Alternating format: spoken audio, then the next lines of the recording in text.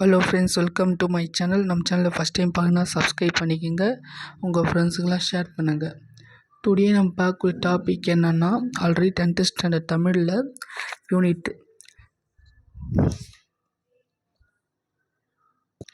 60 unit போயிட்டு இருக்குது. அந்த 60 யூனிட்டில் நம்ம இலக்கணம் பாட்டடி லாஸ்ட்டாக பார்த்தோம். இலக்கணம் அகப்பொருள் இலக்கணத்தை ஃபுல்லாக பார்த்தோம். இன்றைக்கி நம்ம பார்க்கக்கூடிய இயல் 6ல் இருக்கக்கூடிய திருக்குறளை பற்றி பார்க்க போகிறோம். ஓகேவா? இந்த திருக்குறள் இது திருவள்ளுவர், இதை பற்றி நிறைய நம்ம போட்டிருக்கோம்.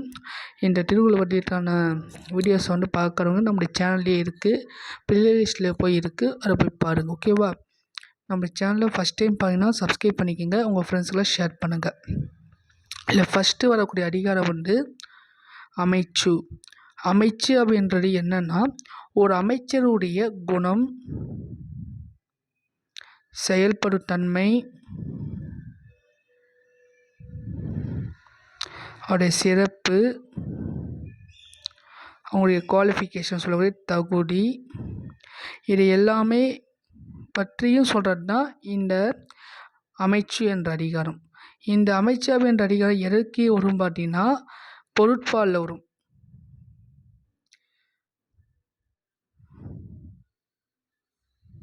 இது பொருட்பாலில் வரும். பொருட்பாலில் 3 இயல் இருக்குது. என்னென்ன இயல் தெரியுமா? அரசியல், அங்கவியல், ஒழிபியல் அப்படின்னு சொல்லி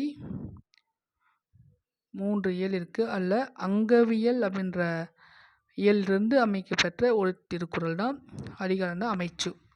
64வது அதிகாரம். ஓகேவா?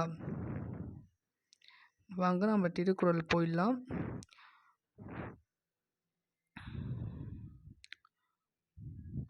கருவியும் காலமும் செய்கையும் செய்யும் அருவினையும் மாண்டது அமைச்சு.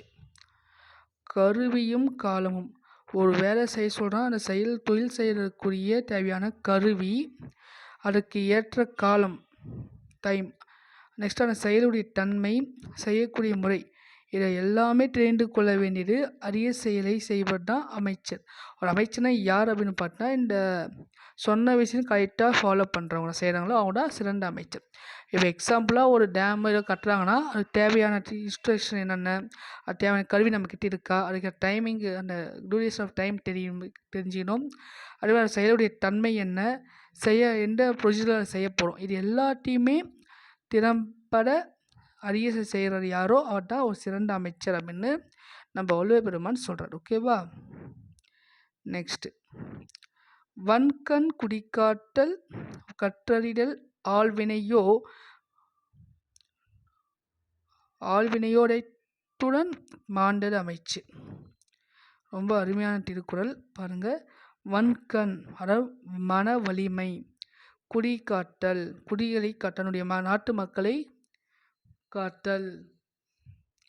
நெக்ஸ்ட் கற்றறிதல். இந்த கற்றறிதல் 2 பிரிக்கணும். ஒன்று ஆட்சி முறைகளை கற்றறியணும், ஆட்சி எப்படி செய்யலான்ற முறைகளை படிச்சுட்டதை தெரிஞ்சுக்கணும். இன்னொன்று நூல்களை பற்றி தெரிஞ்சுக்கணும். ஒன்று ஆட்சி முறை கற்றல், இன்னொன்று நூல்களை கற்றறிதல். நெக்ஸ்ட்டு ஆழ்வினையோ அப்படின்றது விடாமுயற்சி. இது 5மே சிறப்பாக அமைந்தவர் தான் ஒரு சிறந்த அமைச்சர். இந்த 5ம் அமைந்தவர் யார்? ஒரு சிறந்த அமைச்சர். ஓகேவா? நெக்ஸ்ட்டு மதிநுட்பம் நூலோடையோர் கடிநுட்பம் யாவுல முன்னிற்பவை. மதிநுட்பம் நூலோடையோர் கடிநுட்பம் யாவுல முன்னிற்பவை. ஒரு இயற்கையான நுண்ணறிவும் நூலறிவும் இருக்கக்கூடிய அமைச்சர்களுக்கு முன்னால் எந்த நுட்பமான சூழ்ச்சியும் இருக்க முடியாது. இயற்கையான நுண்ணறிவு இயற்கையாகவே ஐக்கிய லெவலில் இன்க்ரீஸ் ஆகக்கூடியவர்களும், அதே போல் நூலறிவும் இருக்கக்கூடிய அமைச்சர்களுக்கு முன்னால் நீங்கள் எந்த சூழ்ச்சி செஞ்சாலும் அந்த சூழ்ச்சி நிற்க முடியாது, ரொம்ப நாளைக்கு நீடிக்காது அப்படின்றது சொல்கிறார். ஓகேவா? நெக்ஸ்ட்டு, செயற்கை அறிந்த கடைந்தும் உலகத்தியற்கை அறிந்து செயல். செயற்கை அறிந்த கடைத்தும் உலகத்தியற்கை அறிந்து செயல். அதாவது ஒரு செயலை செய்யக்கூடிய முறையை நன்று நூல் வழியாக தெரிஞ்சிருந்தால் கூட உலகில் நடைமுறை தெரிந்து கொண்டு செயல்பட. இதுதான் முக்கியமான ஒரு திருக்குறள். ஓகேவா? மனப்பாட பாட்டு நல்லா தெரிஞ்சுங்க. ஒரு வேலை செய்யணும்னா செய்கிற எல்லாமே தெரிஞ்சுப்பாங்க. நூல் வழி எல்லாமே தெரிஞ்சுக்கிட்டா கூட நாட்டு அந்த நடைமுறையை வச்சு அது கொண்டு செயல்படணும். ஓகேவா? இதான் 4வது திருக்குறள் மனப்பாட பாட்டு. ஓகேவா? நெக்ஸ்ட் பொருள் செயல் வகை. பொருள் செயல் வகை அப்படின்றது என்னன்னா, கொடுக்கக்கூடிய அந்த செல்வத்தை சேர்த்து வைக்கக்கூடிய முறை, சேமிப்பு இதை பற்றி சொல்லக்கூடிய திருக்குறள் பார்ப்போம். மனப்பாட பாட்டு. பொருளல்லாதவரை பொருளாக செய்யும் பொருளல்லதில்லை பொருள். பொருள் அல்லாதவரை பொருளாக செய்யும் பொருளல்ல இல்லை பொருள். அதாவது ஒரு பொருளாக மதிக்கத்தகாதவரையும் மதிப்புரியராக மாற்றுவது செல்வம் ஆகும். அது இல்லாமல் உலகத்தில் வேறு உலகில் சிறந்த பொருள் வேறு எதுவும் இல்லை. ஒரு மதிப்பே இல்லாதவங்க, ஒரு அது மதிப்பு தெரியாத இல்லாதவங்க கூட ஒரு மதிப்புரியராக மாற்றக்கூடிய சில கையில் பணம் இருந்தால் போதும், கெட்டவங்க நல்லவனாக மாறலாம். கெட்டவங்க நல்லவனாக தெரியும். ஓகேவா? உங்கள்கிட்ட காசு இருந்தால் போதும், நீ கெட்டவனாக இருந்தாலும் சரி உன் பேச்சு தான் கேட்பேன் காசு இருந்தால். அந்த அளவுக்கு பொருள் இல்லாதவரையும் மதிப்பு தெரிஞ்சவராக மாற்றக்கூடியது செல்வம். அது இல்லாமல் உலகத்தில் சிறந்த பொருள் வேறு எதுவும் இல்லை. இந்த திருக்குறளில் சொல் பின்வரும் நிலையணி வந்திருக்கு. சொல் பொருள் பின்வரும் நிலையணி அப்படின்றது என்னன்னு பார்த்தீங்கன்னா, ஒரு செய்யுளில் முன்னால் வந்த ஒரு சொல்லே மீண்டும் மீண்டும் வந்து ஒரே பொருளை உணர்த்தினால் அது சொற்பொருள் பின்வரும் நிலையணி. இந்த குறளில் பொருள் அப்படின்ற சொல் மறுமதி திரும்பி ரிட்டன் வந்து செல்வம் அப்படின்ற பொருளை இங்கே சொல்கிறதுனால, மென்ஷன் பண்ணுறதுனால இதை சொல் பொருள் பின்வரும் நிலையணி அப்படின்னு நம்ம சொல்கிறோம். ஓகேவா? நெக்ஸ்ட், அறனீனும் இன்பம் மீண்டும் திறனறிந்து தீதின்றி வந்த பொருள்.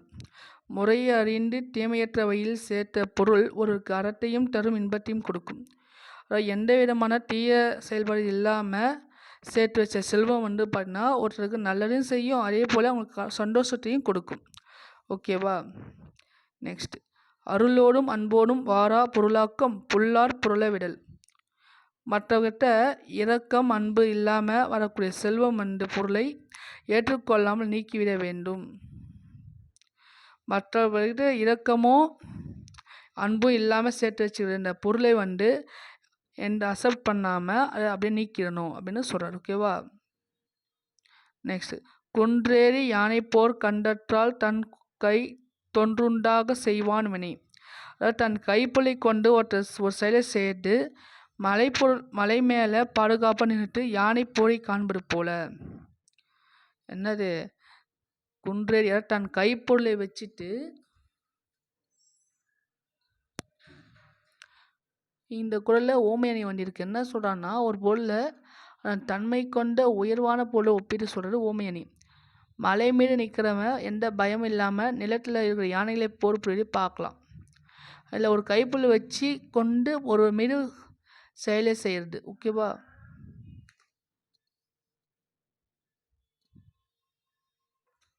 நெக்ஸ்ட்டு,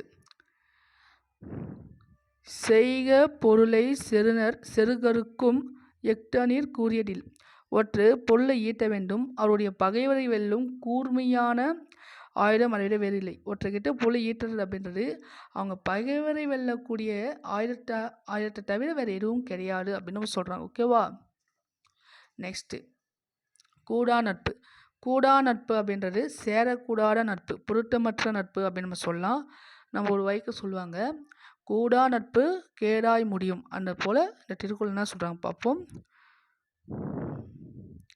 தொழுகையுள்ளும் படையெருங்கும் ஒன்னார் அழுத கண்ணீரும் அனைத்து. பகைவர்கிட்ட தொழில் நிற்கும் கையுடைய உள்ளும் கொலைக்கருவி மறைந்திருக்கும், அதுபோல அவர் அழுத கண்ணீரின் உள்ளும் வஞ்சகம் மறைந்திருக்கும் என்பதை உணர வேண்டும். நம்ம பகைவர் நமக்கு முன்னால் நீங்கள் நிறைய பார்த்து மூவிஸில் கூட நம்ம கொலை ஏதாவது ஃபைட் பண்ணும்போது மூவிஸ் நிறையா பார்த்துருப்பீங்க. எனிமீஸ் வந்து கை இந்த பாவமாக வச்சுப்பாங்க, ஆனால் இதில் வந்து மறைச்சிச்சுப்போம் ஒரு பொருளை. அது மாதிரி நான் ஃப்ரெண்டு கூட ரொம்ப ஐடியா கண்ணீரோடு இருப்பான், ஆனால் உள்ளே வந்து அவ்வளோ வஞ்சகம் இருக்கும். அதான் கூடா நட்பு கேடாய் முடியும் என்ற குறள். ஓகேவா? நெக்ஸ்ட்டு படைமாட்சி. பகைமாட்சி அப்படின்றது ரொம்ப அருமையான குறள். அதிகாரம் பார்ப்பாங்க. அன்பிலன் ஆன்ற துணையிலன் தான் துவான் என்பறியும் ஏடிலான் துப்பு. சுற்றோர்கிட்ட ஒற்ற அன்பு இல்லாமல் இருந்தாலும், பொருந்திய துணை இல்லாமலும், வலிமை இல்லாமல் இருந்தால் அது எப்படி பகைவரை வலிமை எதிர்கொள்வார்? பகைவரை வலிமை எதிர்கொள்ள வேண்டாம். என்னென்ன இருக்கணும்? ஒருத்தர்கிட்ட பக்கத்தில் இருக்கவங்கிட்ட அன்பாக இருக்கணும், பொருந்திய துணை இருக்கணும், வலிமை இருக்கணும். இந்த 3 இருந்தால் மட்டும்தான் பகைவருடைய வலிமையை எதிர்கொள்ள முடியும். அது இல்லைன்னா 3 பேர் எப்படி பகைவர்களை உங்களால் வெற்றி அடைய முடியும் அப்படின்னு கேட்குறாரு. ஓகேவா? அஞ்சும் அறியான் அமைவிலன் ஈகலான் தஞ்சம் எளியன் பகைக்கு.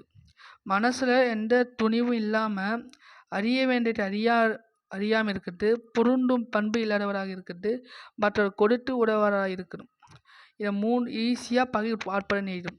நமக்கு பகைகள் வந்து வேறு யாரத்தில் இந்த சொன்ன இந்த விஷயங்கள் இல்லைன்னா ஈஸியாக நம்ம பகையை வந்து கொண்டு வரலாம், பகை ஆகிடலாம். ஓகேவா?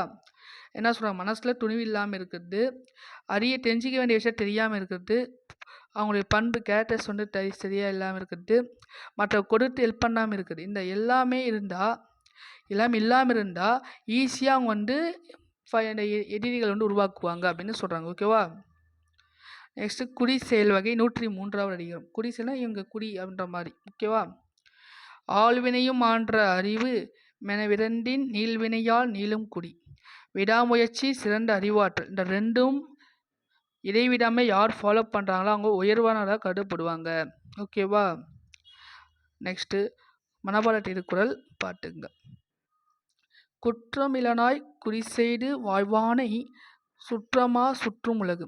குற்றமில்லாமல் தன் குடிப்பெருமை உயர செய்து வாழ்பவரை உலகத்தால் உறவாக கொண்டு போற்றுவார்கள். எந்த விதமான தவறும் செய்யாமல் அவங்களுடைய பெருமையை நிலைநாட்டி உயர செய்வது யாரோ அவர்களை இந்த உலகத்தில் இருக்கிறவர்கள் எல்லாமே உறவாக கொண்டு போற்றுவார்கள் அப்படின்னு நம்ம சொல்லலாம். ஓகேவா? நெக்ஸ்ட்டு நல்குரவு. நல்குரல் என்ன பார்ப்போம் பாருங்க. இன்மையின் இன்னாத எனின் இன்மையின் இன்மையே இன்னாதது. மனபாட திருக்குறள். நல்குரவு அப்படின்றனா இந்த வறுமைன்னு பொருள். வறுமை அப்படின்றது என்னன்னா, இந்த வறுமை மாதிரியா துன்பம் வந்து எதுனா அந்த வறுமை தான். வறுமை மாதிரியா துன்பம் எதுவுமே இல்லை. அவ்வளோ வறுமை அப்படின்றது துன்பமாக எடுத்து சொல்லியிருப்பார். ஓகேவா? இது வந்து சொற்பொருள் பின்வரும் நிலையணி யூஸ் பண்ணியிருக்காங்க. சொற்பொருள் பின்வரும் நிலையணி, அதாவது செய்யுள்ள முன்னால் வந்த சொல்ல மீண்டும் மீண்டும் வந்து ஒரே பொருளை சொன்னால் அது சொற்பொருள் பின்னணி நான் சொல்லியிருக்கேன். இந்த இடத்துல இன்மை அப்படின்ற சொல் வந்து மறுபடியும் திரும்ப வந்து இன்மை, இந்த சொல் மறுபடியும் வந்து என்ன திரும்பி வந்து வறுமை அப்படின்ற ஒரு பொருளை சொல்கிறதுனால இதை சொற்பொருள் பின்வரும் நிலையணி அப்படின்னு நம்ம சொல்கிறோம். ஓகேவா? நெக்ஸ்ட் இரவு. இந்த அதிகாரம் வந்து எந்த பால் வருதுன்னு பார்த்தீங்கன்னா பொருட்பால் வருது. ஓகேவா? இந்த அதிகாரம் இரவு அப்படின்றது என்னன்னு பார்த்தீங்கன்னா, கரப்பின்றி இவ்வார் தகுதியில்லாதவர்கிட்ட இறந்து கேட்கணும். அந்த கொடுத்தா ஓகே, கொடுக்கலன்னா அவங்கள்தான் பழி சொல்ல ஆளாவாங்க. அதுதான் இந்த இடத்துல சொல்கிறாங்க. ஓகேவா? அழகான திருக்குறள் பாருங்கள். கரப்பிடும்பை இல்லாரை காணி நிலப்பிடும்பை எல்லாம் ஒருங்கிடும். அதாவது தமக்கிட்ட இருக்கிற பொருளை மறைச்சி வைக்கிறது அப்படின்றது துன்பம் தராத நல்லவர்களை பார்த்தால் வறுமையும் கொடுமை அப்படின்றது சொல்கிறாங்க. அதாவது துன்பப்பட்டவங்க இருக்கிறத பார்த்து நம்மக்கிட்ட ஒரு பொருளை கொடுத்து ஹெல்ப் பண்ணாமல் இருக்கிறது பார்த்தீங்கன்னா ரொம்ப கொடுமையானது அப்படின்னு சொல்கிறாங்க. ஓகேவா? வறுமையும் கொடுமை என்ன? தமக்கிட்ட இருக்கிற பொருளை மறைச்சி வச்சு நம்மக்கிட்ட துன்பத்தை கொடுக்காத நல்லவர்களை பார்த்தா அந்த வறுமையோட கொடுமையை வந்து மிகவும் முழுடும் கெடும் சொல்கிறாங்க. புரிஞ்சுதா? நம்மக்கிட்ட இறந்து வருவாங்க பார்த்தீங்களா, நம்மக்கிட்ட ஒரு பொருளை வேண்டி இறந்து கேட்பாங்க. அவங்ககிட்ட எதுவுமே கொடுக்காம இருந்தால் அது வந்து ரொம்ப கொடுமையானது அப்படின்னு சொல்கிறாங்க. ஓகேவா? இகைண்டெல்லா தீவாரை காணின் மகிழ்ந்துள்ளம் உள்ளுள் உவப்புடைத்து. இகழ்ந்து ஏளனம் செய்யாமல் பொருள் கொடுக்கவை காப்பாற்றா இறப்பவரின் உள்ளத்தில் உள்ள மகிழ்ச்சி பொங்கும். அதை கொடுக்குறப்ப இகழ்ந்து பேசிட்டு நமக்கு தான் இகழ்ந்து பேசாமல் பொருள் கொடுக்கறவுடைய கொடுத்தீங்கன்னா யார் வாங்குறாங்களோ அவங்க ரொம்ப மகிழ்ச்சி அடைவாங்க. அவர் சும்மா திட்டிகிட்டே இருக்காமல் பொறுமையாக எதுவும் சொல்லாமல் கொடுக்கணும். ஓகேவா? நெக்ஸ்ட்டு கயமை. நெக்ஸ்ட்டு 108வது அதிகாரம் கயமை. மக்களே போல்வர் கயவர் அவரன்ன ஒப்பாரியாம் கண்டதில். அதாவது இந்த கயவர் மக்களை போலவே இருப்பாங்க. மக்கள் எப்படி இருப்பாங்க அது மாதிரி திருடங்க இருப்பாங்க. ஆனால் மக்களுக்கும் திருடனுக்கு டிஃப்ரென்ஸ் எப்படின்னா தோற்ற ஒப்புமை வேறும் நாம் கண்டதில்லை. தோற்றத்தில் தான் அப்படியே இருப்பாங்க தவிர அவங்களுடைய குணநலன்களில் வேறுபடும். அதான் இன்டர்நெட்டாக சொல்கிறாங்க. ஓகேவா? குணநலன்களில் வேறுபடுவாங்க, ஆனால் தோற்றத்தில் ஒரே மாதிரி தான் இருப்பாங்க. நெக்ஸ்ட் தேவர் அணையர் கயவர் அவரும் தாம் மேவன செய்தொய்களான். தேவரும் கயவர் ஒரு தன்மையர் எவ்வாறு எனில் தேவர்களைப் போல கயவர்களும் தாம் விரும்பியவற்றை செய்து ஒழுகுவர். கடவுளும் கமெண்ட் பண்ணுறாங்க பாருங்க. இந்த இடத்துல நல்லா புரிஞ்சுக்கணும். வஞ்சக புகைச்சனி யூஸ் பண்ணியிருக்காங்க. வஞ்சக புகைச்சனினா என்ன தெரியல? என்னது? ஒரு விஷயத்த புகைந்து பேசுகிற மாதிரி பயிட்டு சொல்லுவாங்க. பைக்கிற மாதிரி புகைந்து சொன்னால் அது வஞ்சக புகைச்சனி. இதில் கயவர்கள் திருடர்களை எதுக்கு கம்பேர் பண்ணுறாங்க? தேவர்களுக்கு கம்பேர் பண்ணி புகைந்து மாதிரி பேசிட்டு அதுக்கு பழிக்கப்பட்டிருப்பாங்க. ஓகேவா? அவங்க பிடிச்ச விஷயத்தை தான் செய்வாங்க தவிர நம்ம எவ்வளோ மாற்ற முடியாது அந்த மாதிரி சொல்கிறாங்க. ஓகேவா? லாஸ்ட்டு சொல்ல பயன்படுவர் சான்றோர் கரும்பு போல் கொல்ல பயன்படும் கீழ். ஒருத்தர் தன் குறையை சொல்கிற கேட்டவுடனே உதவி செய்வர்கள் சான்றோர். அவருடைய கஷ்டத்தை சொன்ன உடனே ஹெல்ப் பண்ணுவாங்க யார்? சான்றோர்கள். ஆனால் கரும்பை பீகிற மாதிரி நெருங்கி பீட்டால் தான் பயன்படுவர் கைவர்கள். கரும்பு எப்படி பீழுமோ பார்த்துருப்பீங்க, கரும்பு மிஷினை பீஞ்சி சாறு எடுப்பாங்க. அது போல் நெருங்கி பீட்டானா கயவர்கள் பயன்படுவாங்க அப்படின்னு சொல்கிறாங்க. இந்த குரலில் ஊமை அணி வந்திருக்கு. என்னன்னா கரும்பு அப்படின்ற ஓமை, கயவர் அப்படின்ற ஓமேயம், போல் அப்படின்ற ஓம உறுப்பு. கரும்பை பிழிப்பது போல் கயவரை நெருக்கினால் பயன்படுவார் அப்படின்னு சொல்கிறாங்களே, அதுதான் என்னுடைய பொருள். ஓகேவா? அணி இலக்கணம் சொல்லியாச்சு. கூடவே நமக்கு டோட்டலாக நம்ம 6 யூனிட் ஃபினிஷ் பண்ணிட்டோம். ஓகேவா? நாளைக்கு நெக்ஸ்ட் வீடியோ 7th யூனிட்டில் போகலாம். நெக்ஸ்ட்டு உங்களுக்கு என்ன வீடியோ வேணுமோ கமெண்ட் செக்ஷனில் சொல்லுங்கள். இங்கிலீஷ் கிராமர் பார்ட் எடுக்க போகிறேன். அது என்ன டாபிக் எடுக்கலான்னு உங்களுடைய கமெண்ட் செக்ஷனில் பார்க்கலாம். ஓகேவா? தேங்க்யூ. எங்கேயும் ஸ்கிப் பண்ணாமல் பாருங்கள்.